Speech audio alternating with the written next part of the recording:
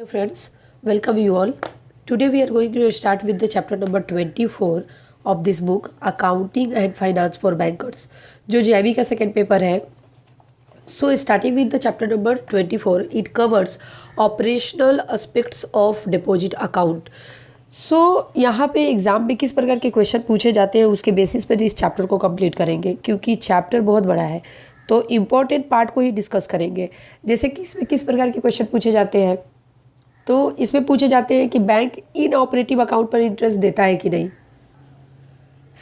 Bank इन operative account पे interest तो देता है, क्योंकि अगर कस्टमर का पैसा पड़ा हुआ है बैंकों में तो उस पर इंटरेस्ट तो पे करना होगा. सेविंग अकाउंट में अगर पैसे पड़े हुए हैं तो इंटरेस्ट पे करना होगा. तो इन ऑपरेटिव अकाउंट पे इंटरेस्ट देती है बैंक, लेकिन अगर कोई इन ऑपरेटिव अकाउंट या डोरमेंट अकाउंट है तो आरबीआई ने एक गाइडलाइन जारी किया था कि in case of inoperative and dormant account bank को मंथली या एवरेज बैलेंस जो होता है बैंकों का वो चार्ज नहीं करेगी, उसका कुछ पेनल्टी चार्ज नहीं करेगी.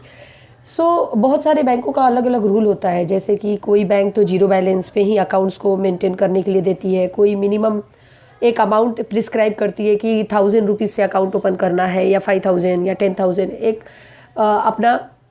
अपने पॉलिसीज़ के हिसाब से वो डिसाइड करती है और उसके बेसिस पे कस्टमर्स को मेंटेन करना होता है. अगर non maintenance of that amount, अगर अकाउंट ओपनिंग में जो मंथली एवरेज बैलेंस मेंटेन नहीं भी किया कस्टमर ने, तो उसके लिए कुछ पेनाल्टी चार्ज न करे इन केस ऑफ इन ऑपरेटिव या डोरमेंट अकाउंट है. तो सिर्फ इतना ध्यान में रखिए कि इन ऑपरेटिव अकाउंट पे इंटरेस्ट बैंक देगी, लेकिन इन ऑपरेटिव अकाउंट पे पेनाल्टी चार्ज नहीं करेगी. ठीक है.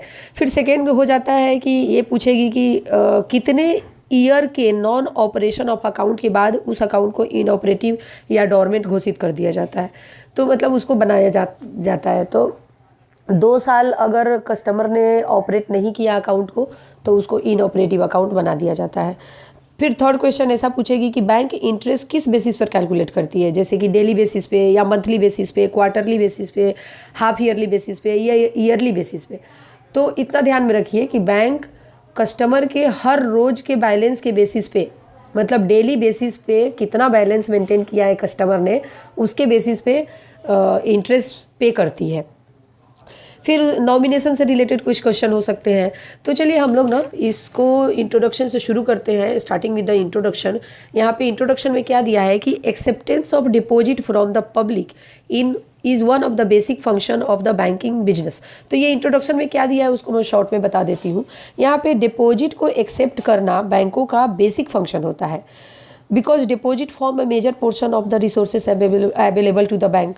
और उसके बेसिस पर ही बैंक लेंडिंग करता है. मतलब कस्टमर से जो भी पब्लिक से पैसे लेती है उसी पैसे को वो पब्लिक को फिर देती है. तो इसके बेसिस पे मतलब कैसे लेन देन होता है तो और कैसे चार्ज करती है या कैसे इंटरेस्ट पे करती है. तो जब बैंक लोन देती है तब इंटरेस्ट चार्ज करती है, और जब बैंक डिपॉजिट एक्सेप्ट करती है तो उसको इंटरेस्ट पे करती है कस्टमर को. तो इन दोनों के बीच में, मतलब दोनों इंटरेस्ट रेट के बीच में जो डिफरेंस होता है वही बैंकों के लिए प्रॉफिट होता है. अभी लोन देती है तो मोस्टली, अभी देखिए पर्सनल लोन नहीं दिया तो 12% वगैरह पे दे गए. बैंक अगर डिपॉजिट लेती है सेविंग अकाउंट में तो हर बैंकों का अलग होता है. तो पहले तो आरबीआई फिक्स रखती थी कि 4% का इंटरेस्ट रेट है तो आप सारे बैंकों को उससे ऊपर ही देना है, उससे नीचे नहीं दे सकता. बट अब तो आरबीआई ने वो भी हटा दिया है. तो अब बैंक सपोज 3%, 3.5% का रेट ऑफ इंटरेस्ट से पे कर रहेगी और किसी दूसरे पर्सन को उसी पैसे को 12% चार्ज करेगी. तो ये दोनों के बीच में जो डिफरेंस हुआ वही वो बैंकों के लिए प्रॉफिट हो जाता है. तो पहले आरबीआई इंटरेस्ट रेट स्पेसिफाई करता था कि सेविंग अकाउंट पर एक फिक्स रेट ऑफ इंटरेस्ट लेना है या देना है, तो देना है. तो बैंकों को यहाँ पे देखिए, यहाँ पे लिखा है RBI has now deregulated the interest rate on saving account and some bank have to adopt different policy in this respect. यहाँ पे क्या बोल रहा है कि आरबीआई ने सेविंग अकाउंट पर इंटरेस्ट रेट को डीरेगुलेट कर दिया है. बैंक अपने डिस्क्रिशन से और डिफरेंट पॉलिसी के हिसाब से इंटरेस्ट रेट डिसाइड कर सकते हैं और कस्टमर को पे कर सकते हैं. अभी आप बहुत बार सुनते होंगे कि सेविंग अकाउंट पे भी 7% का रेट ऑफ इंटरेस्ट कुछ बैंक देती है, और कुछ ऐसे बैंक हैं जो 3% का भी रेट ऑफ इंटरेस्ट देती है. तो depend upon the policy of the bank वो लोग इंटरेस्ट पे करते हैं कस्टमर को डिपॉजिट अकाउंट पे, जो भी सेविंग अकाउंट में पहले पैसे रखते हैं उस पर। सो नेक्स्ट है कि silent feature of deposit account. तो सबसे पहला है करेंट अकाउंट। करेंट अकाउंट का साइलेंट फीचर क्या है? साइलेंट फीचर का मतलब कि उसमें क्या क्या फैसिलिटी मिलती है, कौन कौन ओपन कर सकता है, नॉमिनेशन कैसे हो सकता है, ये सारी चीज़ें, कौन ओपन कर सकता है कौन ओपन नहीं कर सकता है, तो उसके बारे में दिया है। तो यहाँ पे करेंट अकाउंट, यहाँ पे इंडिविजुअल आप और मैं, हम लोग भी अपना करेंट अकाउंट ओपन कर सकते हैं। जैसे कि राम नाम से एक, मतलब एक कोई भी नाम से कोई एक पर्सन है वो अपने नाम से अकाउंट ओपन कर सकता है। जैसे किसी पर्सन का नाम है मनीष कुमार या फिर भगवंत दास या फिर रोहन गायकवाड़, तो इस तरीके से वो अपना करेंट अकाउंट ओपन कर सकता है अपने नाम से। उसके बेसिस उसमें सिर्फ उसका केवाईसी लेना होता है और कुछ स्टाम्प वगैरह की ज़रूरत नहीं होती है स्टाम्प बनवाने की। सिर्फ नाम से अगर करेंट अकाउंट ओपन करना है, इंडिविजुअल नाम से, उसका केवाईसी लेके और उसका फ़ोटो प्लस उसका फॉर्म भरवा के अकाउंट ओपन किया जा सकता है। इंस्टीट्यूशंस कर सकती है, institution having large number volume of transaction. ऐसे इंडिविजुअल है इंस्टीट्यूशन जिसको बिजनेस में बहुत सारे लार्ज वॉल्यूम ऑफ ट्रांजेक्शन करना है, डे बाय डे बहुत सारे ट्रांजेक्शन करने हैं, तो वो सारे के सारे इस अकाउंट्स को ओपन कर सकते हैं। Mainly for meeting their day to day business and operational requirement. Saving में इतना ज़्यादा ट्रांजेक्शन करना पॉसिबल नहीं होगा, तो डे टू डे ऑपरेशंस को चलाने के लिए करेंट अकाउंट ओपन करना ज़रूरी होता है। तो अकाउंट कौन कौन ओपन कर सकता है? Individual, proprietorship, partnership form, private या पब्लिक लिमिटेड कंपनी, क्लब हो गया, एसोसिएशन हो गया, trust, executor, administrator, government and local bodies, cooperative society, religious, educational, charitable institution, register, unregistered society. Registered society भी कर सकती है, अनरजिस्टर्ड सोसाइटी भी कर सकती है, सबके सब अकाउंट ओपन कर सकते हैं करेंट अकाउंट। तो करेंट अकाउंट कौन ओपन नहीं कर सकता उसके बारे में यहाँ पे दिया है। माइनर नहीं कर सकता, तो लेकिन अगर माइनर का गार्जियन अपॉइंटेड है तो उसके नाम से करेंट अकाउंट ओपन हो सकता है। ये बात ध्यान में रखिए और इम्पोर्टेंट भी है, और ये क्वेश्चन पूछे जा चुके हैं एग्जाम में। Minor can not open the current account but how ever account of minor be operated by natural guardian may be open. अगर वो नेचुरल गार्जियन उसका ऑपरेट कर रहा है तो फिर वो माइनर का करेंट अकाउंट ओपन किया जा सकता है। ये पर्दानाशीन वुमेन वो ओपन नहीं कर सकते, इलिटरेट पर्सन भी नहीं कर सकते, ब्लाइंड पर्सन भी नहीं कर सकते। और उसके बाद दिया है कि बैंकों में करेंट अकाउंट पे कुछ इंटरेस्ट पे नहीं किया जाता है, बैंक पे नहीं करती है। उसके बाद है कि there is no restriction on quantum of fund withdrawal. Current account से कितने भी अमाउंट आप विड्रॉ कर सकते हैं, उस पर रेस्ट्रिक्शन नहीं है। और किस चीज़ की रिस्ट्रिक्शन नहीं है? तो no restriction on the account of transaction in account during any period of time. मतलब कितने भी नंबर ऑफ ट्रांजेक्शन आप कर सकते हैं, उसके लिए कोई रिस्ट्रिक्शन नहीं है। Then these accounts are operated only through check provided by the bank drawn either in individual or respective capacity either single or jointly। अभी यहाँ पे देखिए बोला है कि सिर्फ ओनली, यहाँ लिख दिया है ओनली थ्रू चेक से ही ट्रांजेक्शन किए जा सकते हैं। अब देखिए प्रैक्टिस में बहुत सारे बैंकों की अलग अलग रूल्स होते हैं। जब आप इस लाइन को पढ़ेंगे कि करेंट अकाउंट में सिर्फ चेक से ही विड्रॉवल हो सकता है, तो ये बात ध्यान में देखिए कि बहुत सारे ऐसे बैंक हैं जो एटीएम की फैसिलिटी भी देते हैं करेंट अकाउंट में। अगर any one mod of operation है, ज्वाइंटली है तो नहीं बोल रही हूँ, any one mod of operation है, उस केस में इंडेमनिटी स्टैम्प पेपर लेके और कस्टमर्स को एटीएम फैसिलिटी भी दी जाती है। तो एटीएम के थ्रू भी विड्रॉ कर सकता है कस्टमर। लेकिन एग्जाम पॉइंट ऑफ व्यू से हमें पढ़ना है, तो एग्ज़ाम पॉइंट ऑफ व्यू से प्रैक्टिस पे मत जाइए। प्रैक्टिस और यहाँ पे किताब में बहुत डिफरेंस हो जाता है। तो इसके लिए हम लोग प्रैक्टिस पे क्वेश्चन को टिक करके आते हैं और पता चलता है कि अरे हम तो सही थे लेकिन हमारा मार्क्स नहीं आया। तो वो क्यों नहीं आया? क्योंकि हमने बुक में जो लिखा है वो फॉलो नहीं किया। तो यहाँ पे अगर दिया है कि ओनली थ्रू चेक, तो आपको भी टिक करके आना है ओनली थ्रू चेक, ठीक है। तो प्रैक्टिस पे मत जाइए वो। फिर नेक्स्ट है कि और withdrawal by current account holder including request of NEFT must be through cheque only. यहाँ भी देखिए प्रैक्टिस में अगर कोई कस्टमर आता है और बोलता है कि मेरे पास चेक नहीं है लेकिन एकदम अर्जेंट पेमेंट है, एकदम अर्जेंट, ये तो करना ही है करके, तो क्या आप मना करेंगे एनईएफटी आरटीजीएस या ड्राफ्ट बनाने के लिए? प्रैक्टिस में तो हम लोग बिना चेक के भी करते हैं ट्रांजेक्शन्स करेंट अकाउंट में भी। तो यहाँ पे लिखा है कि अगर चेक से ही होता है तो वही हमें ध्यान में रखना है एग्ज़ाम के लिए। तो यहाँ पे मतलब जो भी विड्रॉल होंगे वो चेक के थ्रू होंगे। नेक्स्ट है कि all payment to be third parties not covered by the account holder standing instruction must be made by the account holder only through cheque. यहाँ भी क्या बोला है कि जितने भी थर्ड पार्टी को पेमेंट देना है, मतलब स्टैंडिंग इंस्ट्रक्शन या आरडी ओपन किया है या किसी तरह के ईसीएस फैसिलिटी जा रहा है, उसको छोड़ के बाकी जितने भी पेमेंट होंगे थर्ड पार्टी को वो चेक के थ्रू दिए जाएंगे। तो ये भी ध्यान में रखिए। Bank can effect payment to be debit to account if the account holder has given written regular standing instruction for the person. ठीक है, स्टैंडिंग इंस्ट्रक्शन दिया है तो उसके बेसिस पे वो ट्रांजेक्शन किए जाएंगे। फिर नेक्स्ट है कि ओवरड्राफ्ट सिक्योर्ड और otherwise are provided as per separate loan rule in the regard. तो ओबियसली कि जो भी बैंकों का अपना रूल होता है लोन देने का, उसके बेसिस पे ही ओवरड्राफ्ट या सिक्योर या कोई भी तरह का लोन दिया जाता है। For account of individual facility of withdraw from ATM, यहाँ पे लिखा है कि इंडिविजुअल का है तो एटीएम फैसिलिटी दिया जाता है, बट बैंकों में देखेंगे तो प्राइवेट को भी, लिमिटेड को भी एटीएम फैसिलिटी दिया जाता है, पार्टनरशिप को भी दिया जाता है। Any one mod of operation है तो ज्वाइंट मोड ऑफ ऑपरेशन में नहीं दिया जाता है। देन है कि irrespective of the type of account chequebook must be issued only after obtaining all necessary document. Obviously ये तो फैक्ट है कि हमें वैसे ही करना पड़ता है। नेक्स्ट है अदर टाइप ऑफ अकाउंट। तो other type of current account कौन कौन सा हो सकता है? अब पार्टनरशिप फॉर्म की बात करते हैं, ये भी one of the most important है क्योंकि पार्टनरशिप फॉर्म से बहुत सारे क्वेश्चन पूछे जाते हैं। तो partnership form must use only printed application form. अभी हर बार जब भी कोई बैंक में अकाउंट ओपन करने जाता है तो उसको तो बैंक अपना एक जो भी अकाउंट ओपनिंग फॉर्म होता है वही उसको देती है, तो प्रिंटेड एप्लीकेशन फॉर्म तो रहेगा ही। And no partner has the power to do. Partnership form में पार्टनर्स के क्या पावर नहीं है उसके बारे में दिया है। Open a bank account on behalf of form in his own name, अपने नाम पे, कंपनी के बिहाफ में अपने नाम पे current account, partnership current account नहीं खोल सकता है।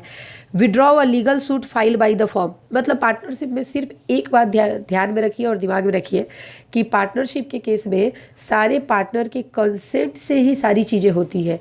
लेकिन एक केस में मतलब कि अगर एक पार्टनर ने चेक इशू किया है तो दूसरा पार्टनर उसको स्टॉप पेमेंट करा सकता है।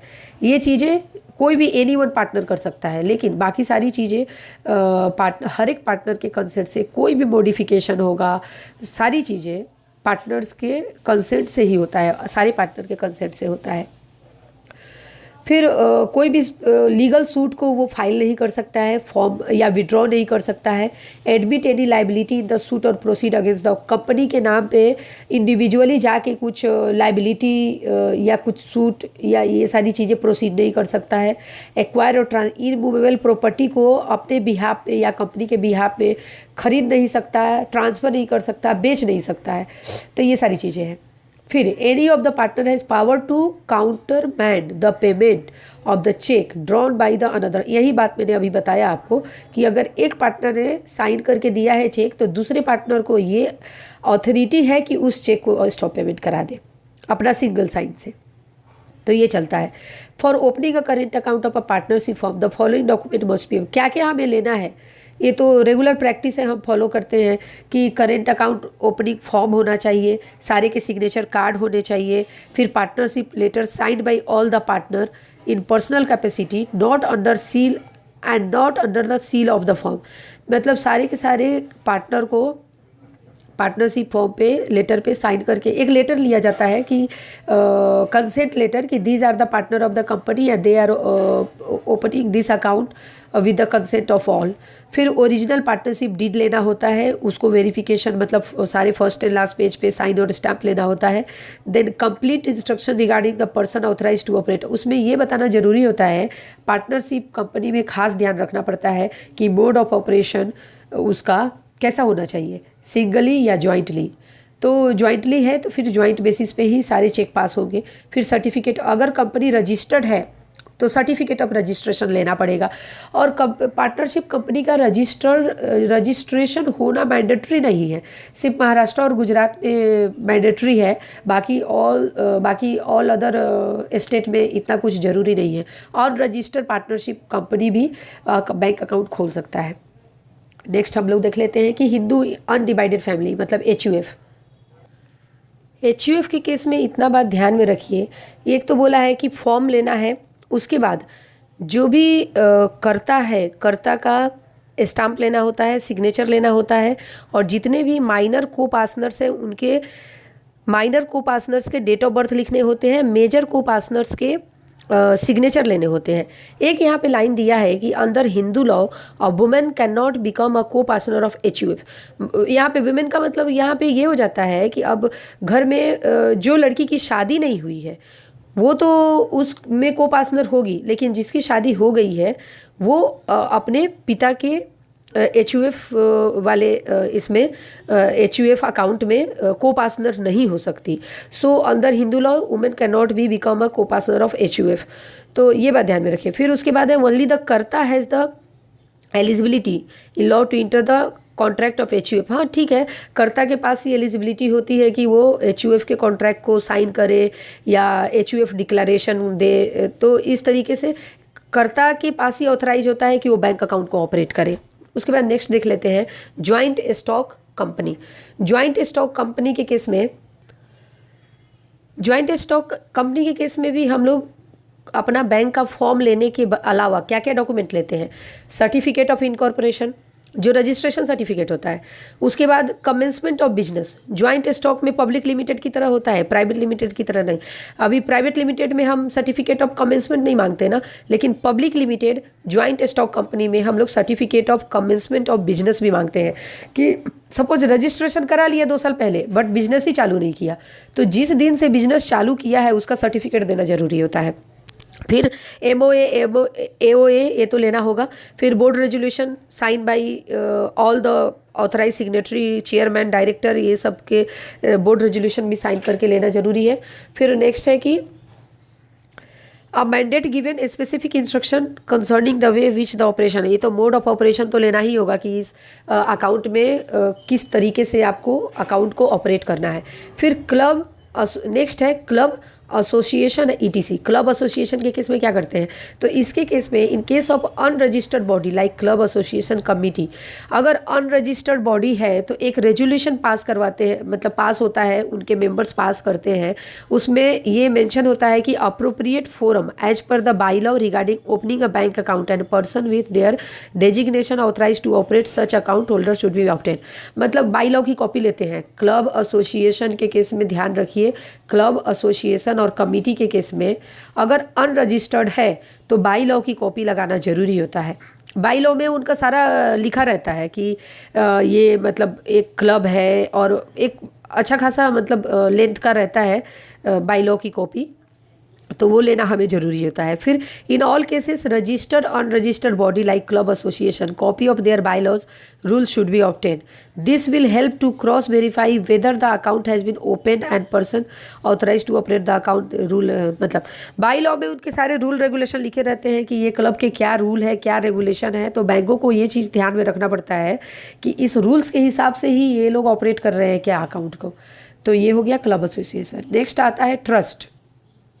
सो ट्रस्ट के केस में ट्रस्ट डीड लेना ज़रूरी होता है, कंपलसरी होता है ट्रस्ट डीड लेना, और एक रेजोल्यूशन लेना ज़रूरी होता है। और जो भी ऑल ट्रस्टी है सबको सिग्नेचर करवाइए फॉर्म पे, और जो भी डॉक्यूमेंट ऑब्टेन किया है उस पर।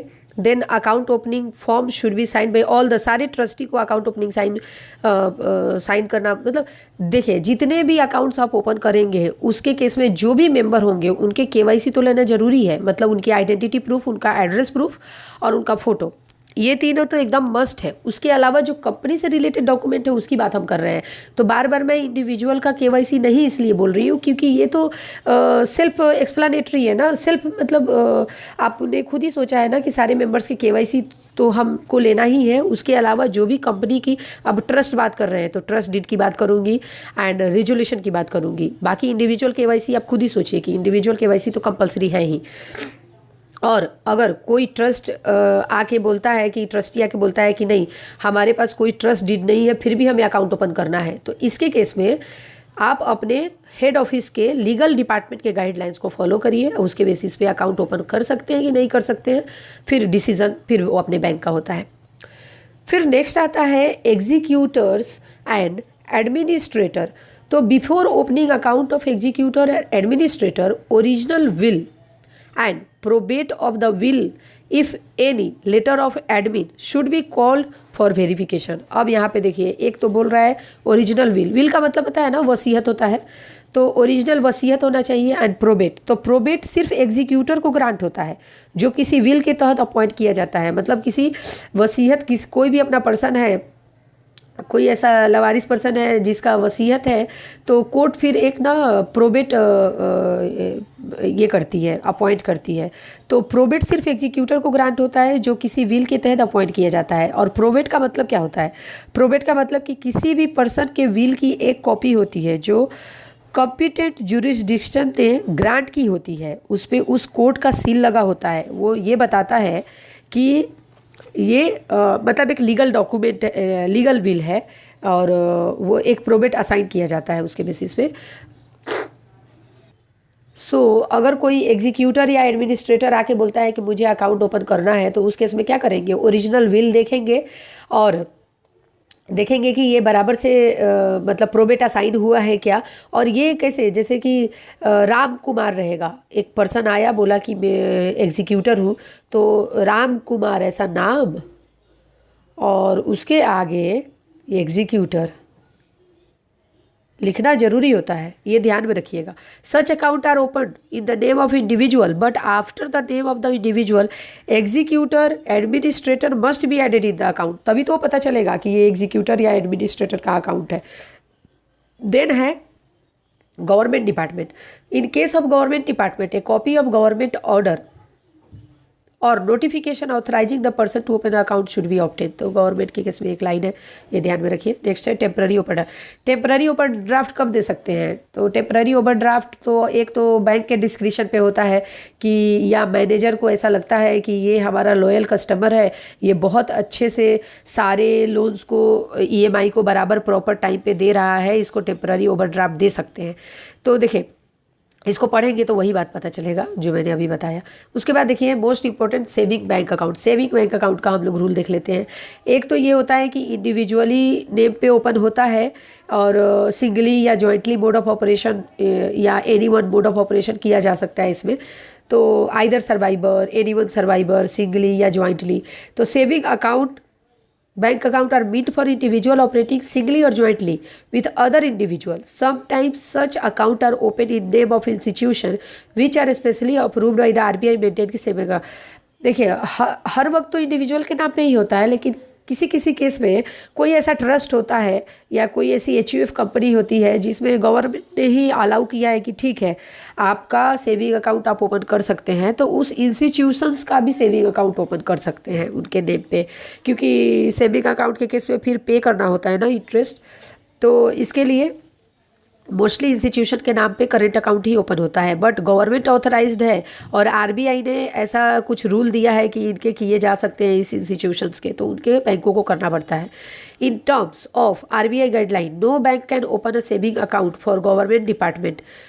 ये क्वेश्चन आता है, ये एक 0.5 मार्क का क्वेश्चन आता है, तो ये अच्छे से 1-2-3 बार रिवाइज कर लीजिए कि RBI की गाइडलाइन के हिसाब से कौन सेविंग बैंक अकाउंट नहीं खोल सकता है। तो government department, municipal corporation, municipal committee, any political party, any trade, business, professional concern, whether such concern is proprietary और पार्टनरशिप फॉर्म और अ कंपनी और एसोसिएशन, ये सारे के सारे लोग सेविंग अकाउंट ओपन नहीं कर सकते हैं।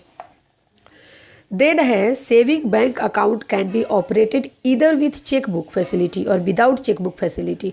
ठीक है, there is a limit on the number of transaction. यहाँ पे ट्रांजेक्शन के हर एक बैंकों का अलग अलग होता है, ये अपना लिमिट होता है। करेंट में कोई लिमिट नहीं होता है, बट सेविंग में होता है।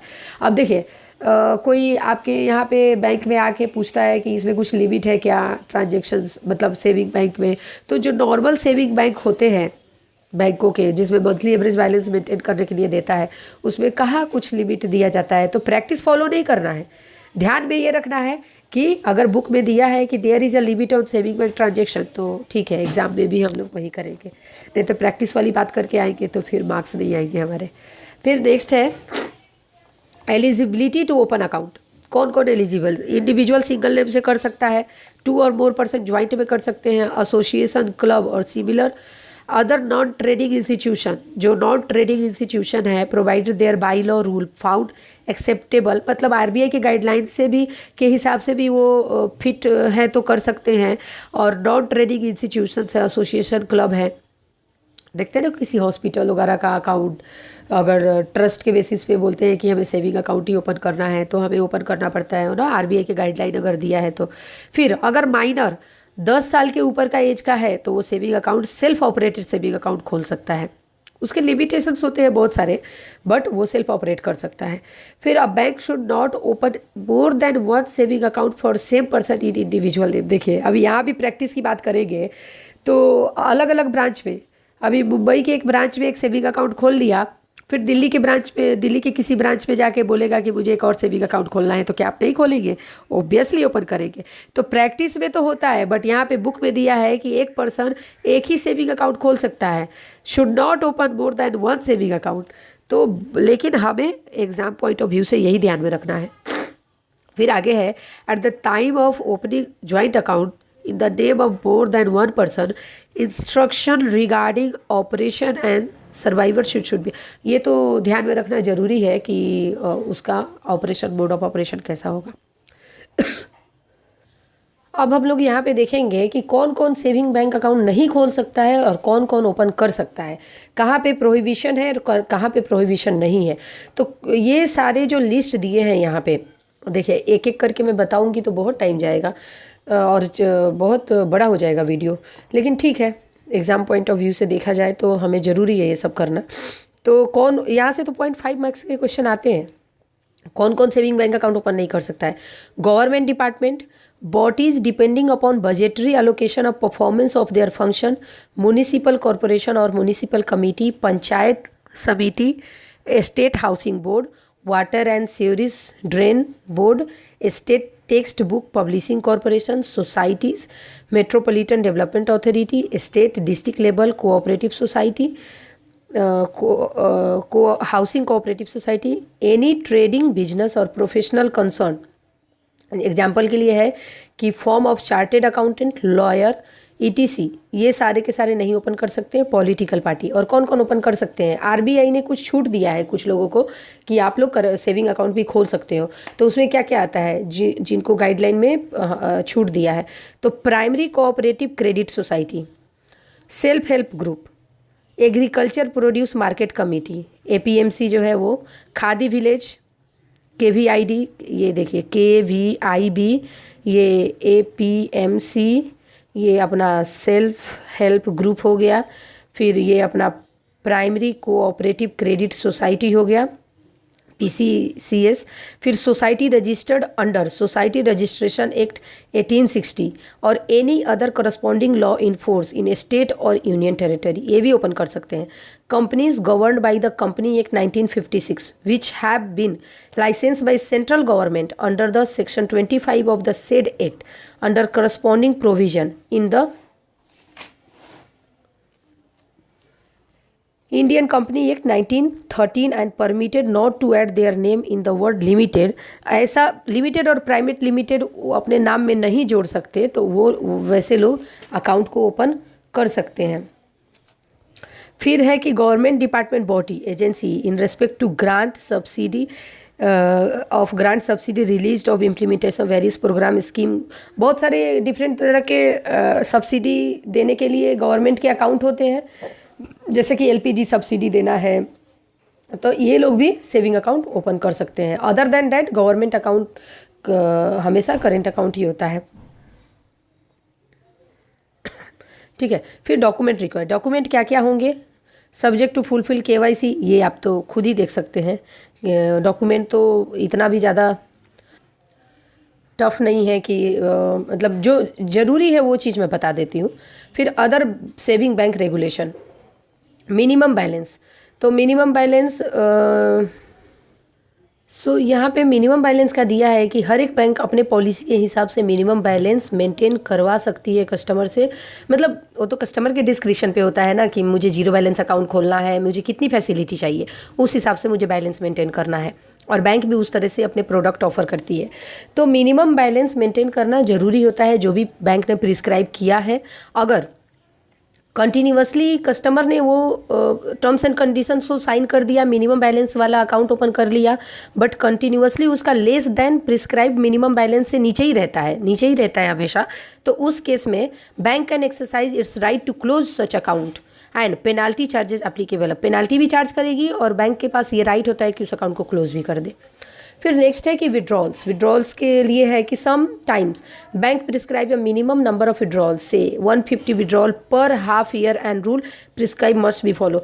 मतलब ये तो एग्जांपल के लिए दिया है, जैसे कि बैंक जीरो बैलेंस का जो भी अकाउंट होता है उस पर बैंक अपने पॉलिसी के हिसाब से कि महीने में 5 ट्रांजेक्शन कर सकते हैं, या 10,000 का पर डे कर सकते हैं, या महीने का 50,000 कर सकते हैं। मतलब एक लिमिट देता है ना स्मॉल अकाउंट पे, कि स्मॉल सेविंग अकाउंट पे, कि इतनी ही चीज़ें, तो वो विड्रॉल के रूल होते हैं।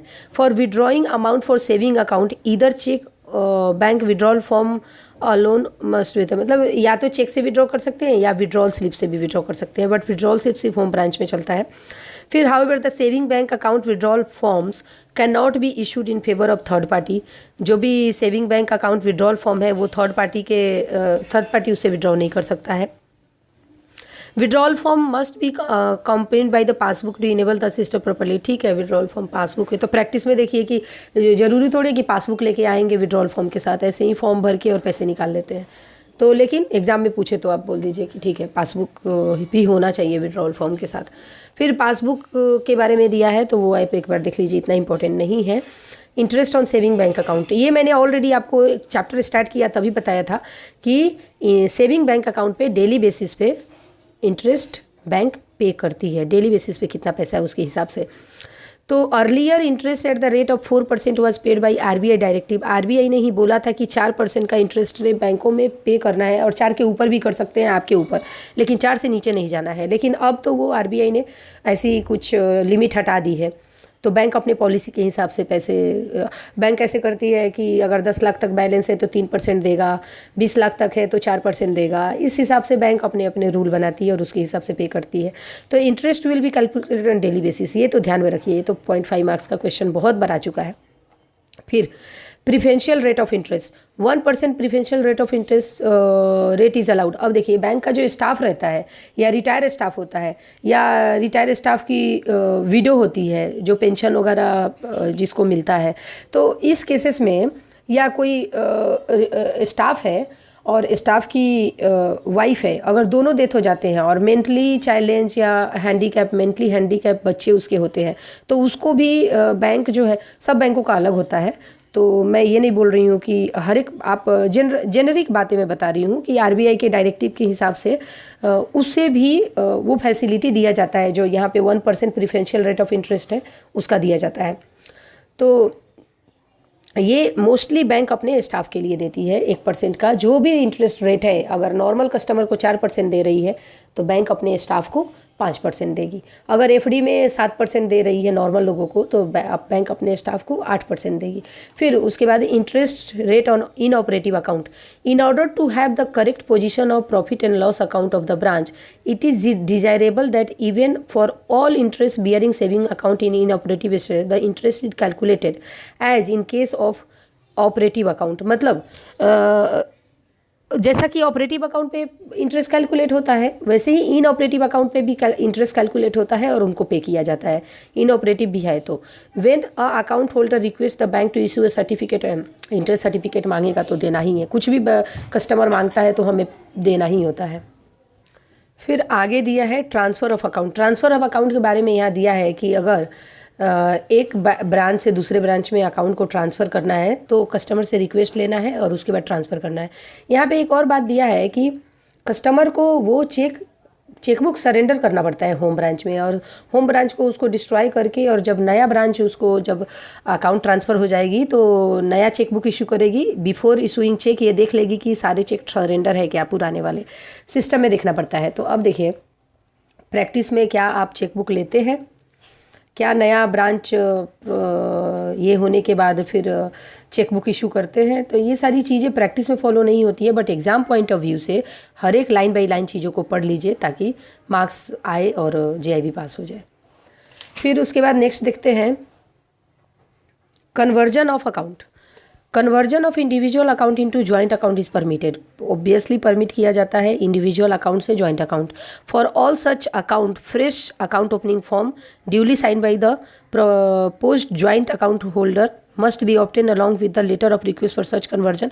मतलब अकाउंट ओपनिंग फॉर्म के साथ सबके केवाईसी के साथ एक फॉर्म लेना होता है कि इस अकाउंट को कन्वर्ट किया जा रहा है, और उस जो फर्स्ट जॉइंट होल्डर है उसका सिग्नेचर लिया जाता है। रिसेंट फोटोग्राफ लेना ज़रूरी होता है और उस पर मोड ऑफ ऑपरेशन टिक करना ज़रूरी होता है। फिर उसके बाद है स्टाफ अकाउंट।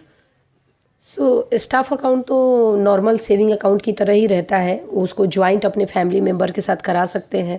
और यहाँ पे थर्ड पार्टी चेक या डीडी परमिट नहीं होता है कि ये स्टाफ अकाउंट में कलेक्ट किया जाए, और स्टाफ रूल के हिसाब से इस अकाउंट को मेंटेन किया जाता है।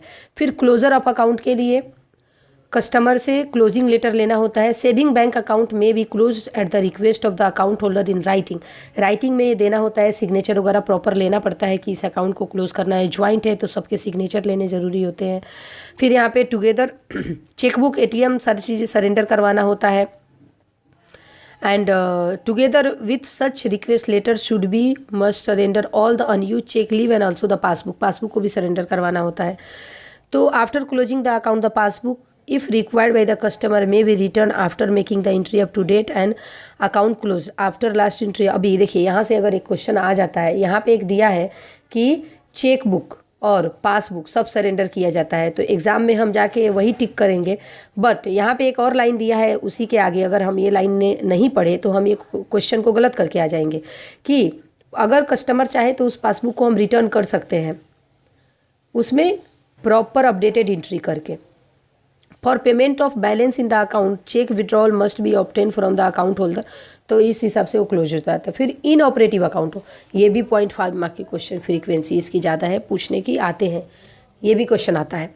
तो यहाँ पे क्या बोल रहा है कि सेविंग अकाउंट या करेंट अकाउंट सारे के सारे इन ऑपरेटिव या डोरमेंट हो सकते हैं। जिसमें भी नॉन ऑपरेशन होता है तो उसको इन ऑपरेटिव या डोरमेंट घोषित किया जा सकता है। सो कोई भी अकाउंट सेविंग या करेंट अकाउंट अगर वो 2 साल तक ऑपरेट नहीं हुआ तो उसको इन ऑपरेटिव अकाउंट कर दिया जाता है। लेकिन यहाँ पे दिया है कि ये letter should be send to depositor if there are no operation in account for more than 1 year. अगर 1 साल तक उस अकाउंट में ऑपरेशन नहीं है तो एक लेटर भेजा जाता है कि आप अपने अकाउंट को ऑपरेट करिए।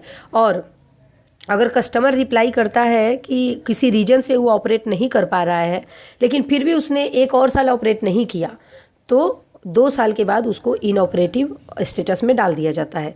तो इतना भी ध्यान में देखिए कि 2 साल के बाद अकाउंट को इनऑपरेटिव बना दिया जाता है और 1 साल के बाद उसके लिए एक लेटर पहले दिया जाता है कि इस अकाउंट पे ऑपरेशन करिए। मैसेज भेजा जाता है, मेल भेजा जाता है, लेटर भेजा जाता है और ये बताया जाता है कि आप अकाउंट को ऑपरेट करिए, नहीं तो इनऑपरेटिव हो जाएगा।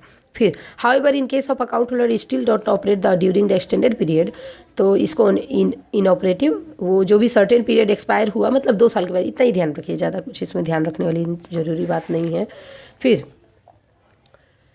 in case the account holder withdraw only a part of amount and retain the balance amount in the account would revive the operation and the first account must be transferred to inoperative state। अगर customer operate करना चाहता है तो inoperative से operative बनाना होगा, फिर वो operate कर सकता है। फिर अब देखिए extended guideline unclaim deposit inoperative account, इसका गाइडलाइन क्या है उसके बारे में हम लोग जान लेते हैं। ओके, सो यहाँ पे देखिए अनक्लेम डिपॉजिट या इनऑपरेटिव अकाउंट, ये सारे लाइंस अगर यहाँ से लेके लास्ट तक आप पूरा पढ़ेंगे तो सारे पढ़ने के बाद यही निष्कर्ष निकलेगा, यही कंक्लूजन निकलेगा कि यहाँ पे यही बात बताया है कि कब अकाउंट इनऑपरेटिव हो जाता है, मतलब 2 साल तक ट्रांजेक्शन नहीं किया जाएगा। तो सारी चीज़ें पढ़ेंगे, कंक्लूजन वही निकलेगा कि 2 साल के बाद अकाउंट इनऑपरेटिव हो जाता है अगर नॉन ट्रांजेक्शन होता है तो। उसके अलावा एक चीज़ मैं अभी रिसेंट आया है IRDA का अपना, ये तो IRDAI जो इंश्योरेंस रेगुलेटर है उसने एक सर्कुलर जारी किया है और उसमें ये बताया है कि अगर किसी पॉलिसी का क्लेम 10 साल तक नहीं किया गया तो उसके बाद क्लेम नहीं मिलेगा, क्योंकि रेगुलेटर जो IRDA है उसने ये कहा है कि हर एक इंश्योरेंस कंपनी अपने हर साल 30 सितंबर को ये चेक करे कि किसी पॉलिसी की रकम 10 साल के लिए क्लेम नहीं की गई है, और अगर क्लेम नहीं की गई है और क्लेम करने वाला नहीं है तो उस फंड को सीनियर सिटीजन वेलफेयर फंड में ट्रांसफ़र कर दिया जाएगा। तो ये रिसेंट एक न्यूज है, इसके लिए बताया। ये तो अपना बैंक प्रमोशन एग्ज़ाम में भी काम आ सकता है, और अपना इधर भी JIB में अगर पूछ दिया तो ठीक है, एक जानकारी के लिए। वैसे मतलब एक न्यूज के लिए या जानकारी के लिए मैंने बता दिया, रिसेंट है इसके लिए, ठीक है। तो उसके बाद हम लोग ये डिपॉजिट इनऑपरेटिव के बारे में जान लिए। अब नेक्स्ट यहाँ पे आता है कि कुछ एक्सेप्शनल केसेस हैं। तो the following category of account even if they are remain dormant need not be transferred to inoperative account status. तो वो कौन सा केसेस है? Where operation in the account have been stopped under garnishee order और any court order. फिर next है where the nature of account itself permit only periodical and non regular operation. Next है कि अगर लीन मार्क है या charges for advance वगैरह उसमें बचा हुआ है। उसके बाद नेक्स्ट है कि डेबिट बैलेंस है, मतलब निगेटिव बैलेंस है। तो इस तरह के अकाउंट को इनऑपरेटिव अकाउंट के इस कैटेगरी में ट्रांसफ़र, मतलब ये सारी कैटेगरी के जो है कि अगर डोरमेंट है तो need not to be transfer to inoperative account के स्टेटस में इसको ट्रांसफ़र करने की ज़रूरत नहीं है, ठीक है। उसके बाद देखिए display list of inoperative account. Inoperative account के लिस्ट को कब डिस्प्ले किया जाता है? तो ऐसे इनऑपरेटिव अकाउंट या इनएक्टिव अकाउंट जो 10 साल से इनऑपरेटिव है या उससे भी ज़्यादा, तो बैंक को अपने वेबसाइट पे इनऑपरेटिव अकाउंट के लिस्ट में पूरा उसका नाम और एड्रेस के साथ लिस्ट बैंक को अपने वेबसाइट पे शो करना पड़ता है। और हाँ, अभी हमने IRDA का IRDAI का डिस्कस किया था। तो इसके केस में क्या होता है कि 10 साल से इनऑपरेटिव अकाउंट है तो उसके फंड को RBI के गाइडलाइन के हिसाब से उसको ट्रांसफ़र कर दिया जाता है DEAF, ठीक है, DEAF, जिसका नाम है कि depositor education and awareness fund. इस फंड में 10 साल से ऊपर के जो भी इनऑपरेटिव अकाउंट के बैलेंस हैं उसको RBI के गाइडलाइन के हिसाब से DEAF फंड में ट्रांसफ़र कर दिए जाते हैं। सो नेक्स्ट है depositor education and awareness fund. यहाँ पे वही आगे यहाँ पे आपको पढ़ने को मिलेगा DEAF कि 10 साल से ऊपर का है तो उसको आप DEAF फंड में ट्रांसफ़र कर दीजिए। तो यहाँ पे RBI has established the depositor education awareness fund, the fund, the amount to be credited of any account in India with any bank which has not been operated upon for a period of 10 years or any deposit or any amount remaining unclaimed for more than 10 years shall be credited to the fund within a period of 3 months। 10 साल या 10 साल से ऊपर के जितने भी account में unclaimed amount है वो सारे अमाउंट्स को 3 महीने के अंदर में DEAF फंड में जमा कर दिया जाता है from the expiry of the set period. जैसे ही 10 साल पूरा होता है उसके बाद उसके 3 महीने के अंदर में उसमें ट्रांसफ़र कर दिया जाता है। For fund shall be utilise for promotion of, और वो पैसा कहाँ यूटिलाइज होता है? तो for the promotion of depositor interest and for such other purpose which may be necessary for promotion of depositor interest as specified by RBI time to time, ठीक है। फिर उस पैसे को अगर डिपॉजिटर चाहे तो क्लेम भी कर सकता है, और वो क्लेम का जो फॉर्म है बैंक को अपने वेबसाइट पे शो करना पड़ता है, उसके हिसाब से वो पैसे को क्लेम किया जा सकता है। तो यहाँ पे देखिए depositor would be entitle to claim from the bank his a deposit or any other unclaimed amount to operate the account after expiry of 10 year even after such amount has transferred to the fund। DEAF fund में जाने के बावजूद भी अगर customer को याद आया कि हमारा ऐसा कुछ अकाउंट है, मेरा ऐसा कुछ अकाउंट है, मुझे वो पैसा चाहिए, तो बैंक में वो फॉर्म भर के देगा तो वो पैसे को भी क्लेम किया कर सकता है customer. The bank would be liable to pay the amount to the depositor claimant and claim refund of such amount to the fund. Bank को पैसे वापस करने पड़ते हैं, ठीक है। बैंक फिर RBI को अप्रोच करेगी, RBI फिर बैंक को देगी, बैंक फिर कस्टमर को देती है। इसके ऐसे होता है इसका प्रोसेस। फिर नेक्स्ट है weeding out unremunerative undesirable account. तो ये क्या होता है? Unremunerative account are the account in which balance quite often fall below the minimum balance prescribed and the account which has been opened and maintained by very meager balance just to avail the facility like purchase of DD. Undesirable account are the account wherein check are often drawn for amount in excess of balance available and without any arrangement which result the return of many check. ठीक है, तो ये हो जाता है, ये अपना अनरिम्यूनरेटिव या अनडिजायरेबल अकाउंट की कैटेगरी में आ जाता है।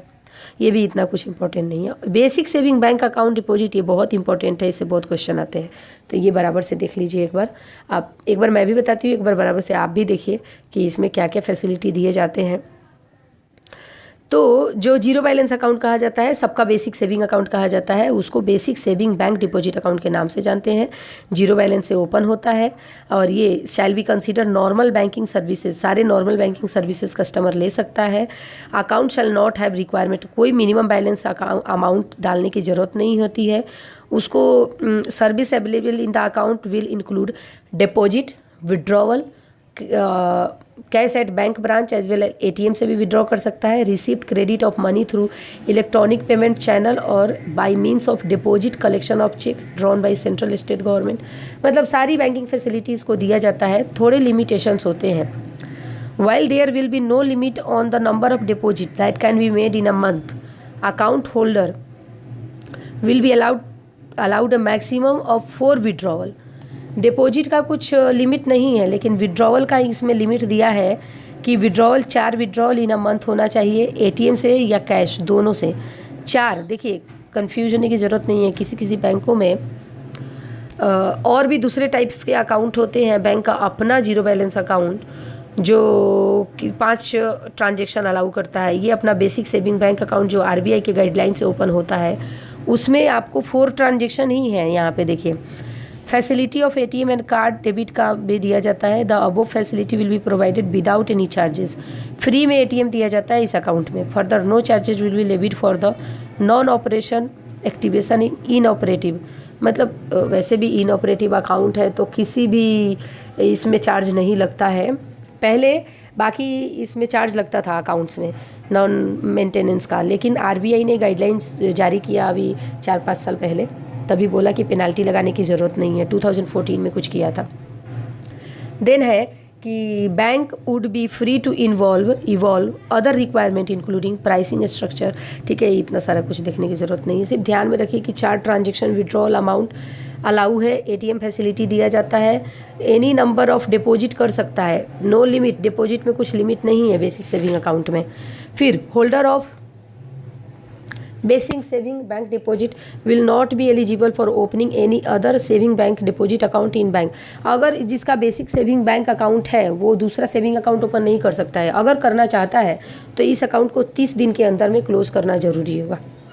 फिर है फिक्स डिपॉजिट, तो फिक्स डिपॉजिट के बारे में दिया है, इससे इतना क्वेश्चन नहीं बनता बट ठीक है। These are deposit specify sum of money permitted to made period, for example fix deposit 10,000 36 month fix, ठीक है। फिक्स डिपॉजिट, टर्म डिपॉजिट एक स्पेसिफिक टाइम के लिए किया जाता है, और रिकरिंग डिपॉजिट जो रिकरिंग इन नेचर होता है, जो कि हर महीने जो है इसमें पैसे जाते हैं अकाउंट में।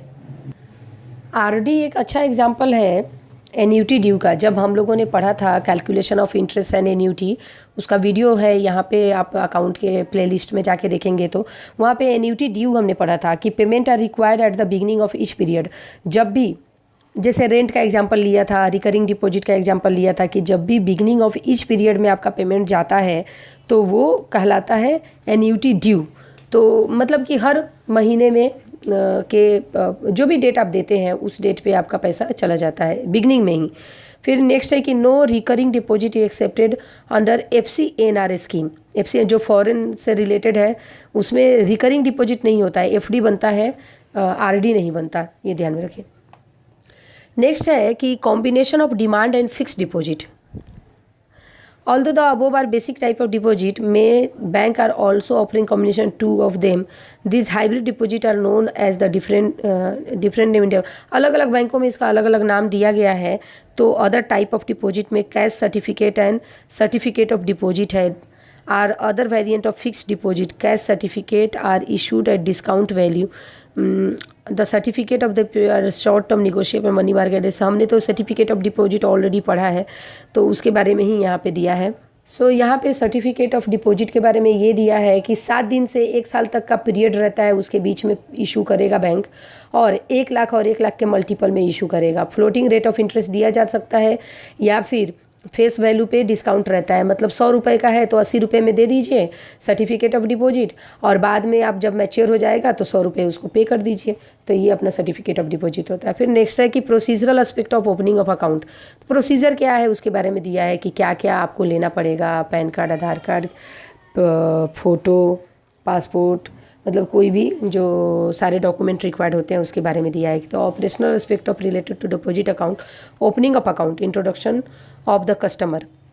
यहाँ पे देखिए, in some bank obtaining the introduction of opening of account still a mandatory part of the customer acceptance policy even through two document of identity address required RBI instruction are provided.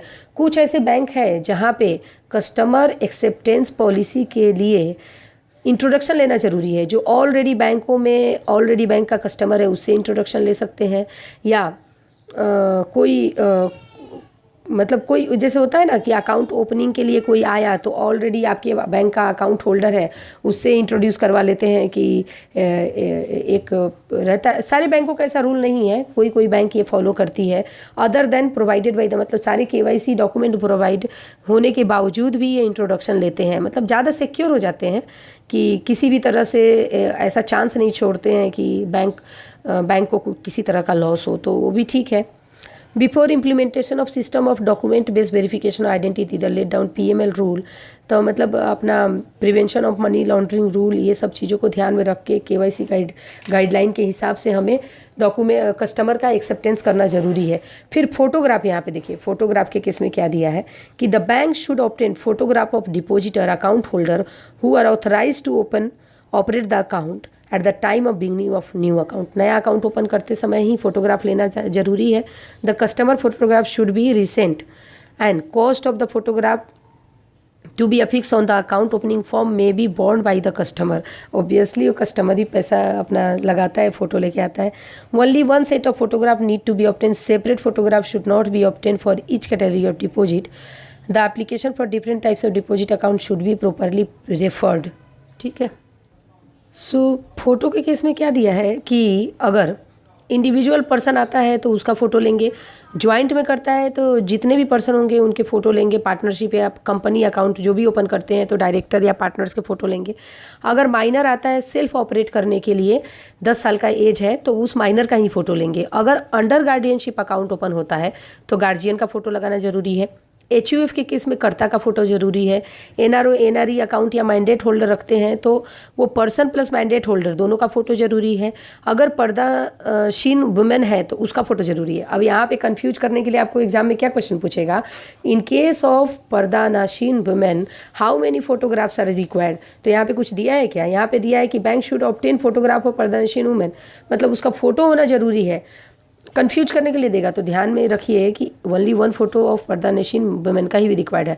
But in case of illiterate और blind person के case में एक photo तो account opening form पे लगाते हैं और दूसरा फ़ोटो उसके पासबुक पे लगाते हैं और फिक्स करते हैं और उसका थंब इम्प्रेशन लेते हैं और एक विटनेस का साइन करवाते हैं।